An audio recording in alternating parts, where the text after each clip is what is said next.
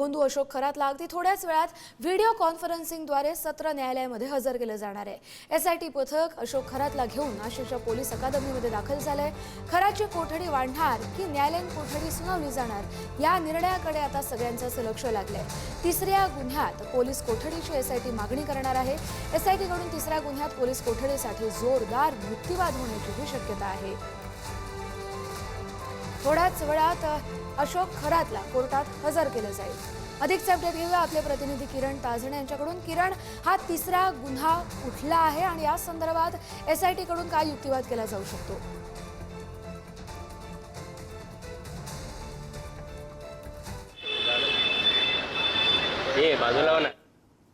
या सगळ्या संदर्भामध्ये सुनावणी झालेली होती आणि त्यावेळेला 7 दिवसांची पोलीस कोठडी देण्यात आलेली होती। यामध्ये ज्या पद्धतीनं अशोक खरातनं लैंगिक शोषण महिलांचं केलेलं होतं त्याच्यातला जो दुसरा गुन्हा होता तो म्हणजे एका विवाहित महिलेला तिचा घटस्फोट झाल्यानंतर तिच्याशी केलेले अत्याचार, त्यानंतर ती गर्भवती राहिली आणि त्यानंतर तिचा गर्भपात केला, अशा स्वरूपाचा एकूणच त्याच्यावर आरोप होते आणि त्या सगळ्या पार्श्वभूमीवर सुनावणी झालेली होती। त्या गुन्ह्यामध्ये 7 दिवसांची पोलीस कोठडी देण्यात आलेली होती। ती पोलीस कोठडी आजच्या दिवशी संपते आणि थोड्याच वेळामध्ये त्याला कोर्टामध्ये व्हीसीद्वारे हजर केले जाणार आहेत। सुरक्षेच्या कारणास्तव मागची सुनावणी देखील अशोक खरात याची व्हीसीद्वारेच पार पडलेली होती आणि त्या सगळ्या अनुषंगानं आजच्या दिवशी पुन्हा एकदा कोर्टात हजर केलं जाणार आहे। मात्र अशा सगळ्या परिस्थितीमध्ये एसआयटी कडने जो तिसरा गुन्हा आहे ज्यामध्ये एका गर्भवती महिलेवरच अशोक खरातनं अत्याचार केलेले होते आणि त्या सगळ्या अनुषंगानं कुटुंबाला जी भीती दाखवलेली होती त्या सगळ्या अनुषंगाने हा संपूर्ण गुन्हा जो आहे त्याचा तपास करण्याकामी आजच्या दिवशी पोलीस कस्टडी म्हणजेच या सगळ्या दरम्यान जो पीसीआर आहे तो मागितला जाईल, त्यासाठीची कारणं पुढे ठेवली जातील आणि त्या सगळ्या दरम्यान युक्तिवाद या सगळ्या संदर्भामध्ये होईल। अशा सगळ्या परिस्थितीमध्ये न्यायालय आजच्या दिवशी आरोपीला दुसऱ्या गुन्ह्यामध्ये एमसीआर देऊ शकतं आणि त्यानंतर पुन्हा एकदा पीसीआर साठीची जी मागणी आहे ती केली जाऊ शकते। अशा सगळ्या परिस्थितीमध्ये नेमका कशा पद्धतीने युक्तिवाद होतो हे बघणं महत्त्वाचं असेल। काही वेळातच ही सुनावणी सुरू होणार आहे। एसआयटीचे जे आहेत पदाधिकारी किंवा जे बाजू मांडणार आहेत वकील कोर्टामध्ये, ते कोणते मुद्दे धरून अशोक खरातची कोठडी वाढवून मागू शकतात? अशा सगळ्या परिस्थितीमध्ये जर बघितलं तर एक महत्त्वाचा मुद्दा म्हणजे पोलीस कस्टडी कशासाठी हवी आहेत याबाबतची ज्या वेळेला कारणं रिमांड रिपोर्टमध्ये दिलेली असतात त्यामध्ये प्रत्यक्षात कशा पद्धतीनं तपास करण्याकामी आरोपीची त्या ठिकाणी गरज आहे या बाबींचा उल्लेख केला जातो। विशेषतः गर्भवती महिलेला त्या ठिकाणी अत्याचार केलेले आहेत, त्यावेळेला तिला काही गुंगीची औषधं दिलेली आहेत।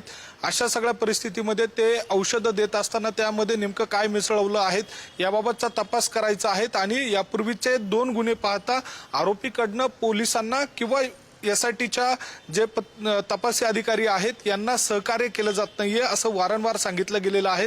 त्यामुळे तपासाला देखील अनेकदा या सगळ्या पार्श्वभूमीवर विलंब झालेला आहे। एकूणच या सगळ्या काळामध्ये गुंगीचं औषध असेल किंवा गर्भपाताच्या अनुषंगाने जी काही औषधं वापरली गेलेली होती मागच्या गुन्ह्यामध्ये त्या सगळ्या दृष्टीनं जे डॉक्टर त्याला संबंधित आहेत, मेडिकल स्टोअर संबंधित आहेत, अशांचा सगळ्यांचा तपास करण्याकामी रिमांड रिपोर्ट जो आहे तो सादर केला जातो आणि ती कारणे या वेळेला न्यायालयासमोर ठेवली जातील। न्यायालय त्याच्यावर नेमका काय निर्णय देते हे बघावं लागेल। नक्कीच किरण, धन्यवाद तुम्ही दिलेल्या सविस्तर अपडेटसाठी। थोड्याच वेळात जेव्हा सुनावणीला सुरुवात होईल त्या संदर्भातल्या युक्तिवादाचे देखील अपडेट तुमच्याकडून घेणार आहोत। तुर्तास धन्यवाद। तर भोंदू अशोक खरात प्रकरणात तक्रारींचा आकडा आता वाढलाय। आणखी 11 महिलांनी पुढे येत लैंगिक शोषणाचे आरोप केलेत। एसआयटीने दिलेल्या हेल्पलाईन नंबरद्वारे त्यांनी तक्रारी नोंदवल्यात। ऊर्जा, पूजा आणि शरीर शांती अशा नावाखाली शोषण केल्याचा आरोप त्यांनी केलाय। भीती दाखवून महिलांना जाळ्यात ओढल्याची धक्कादायक माहिती समोर आली आहे। भोंदू अशोक खरात विरोधात आतापर्यंत लैंगिक शोषणाचे 8 गुन्हे दाखल आहेत, तर नव्यानं 11 तक्रारी आल्यानं नवे गुन्हे दाखल होण्याची देखील दाट शक्यता आहे। भोंदू अशोक खराचा आणखी एक कारनामा उघड झालाय। स्वाध्याय परिवाराच्या जागेवर बेकायदा कब्जा केल्याचा आरोप त्याच्यावर आहे। 7-12 उतार्यावर तत्वज्ञान विद्यापीठाची नोंद आहे, पण प्रत्यक्ष वापर मात्र खरात कुटुंबाकडून केला जातोय। बंगल्यालगतच्या भूखंडाचा खासगी लॉन सारखा वापर केल्याचा आरोप आहे। कुटुंबियांकडे जागेची चावी आहे। कार्यक्रम आणि बैठका देखील याच ठिकाणी होत होत्या, त्यामुळे स्वाध्याय परिवारानं तीव्र नाराजी व्यक्त करत कारवाईची मागणी केली आहे।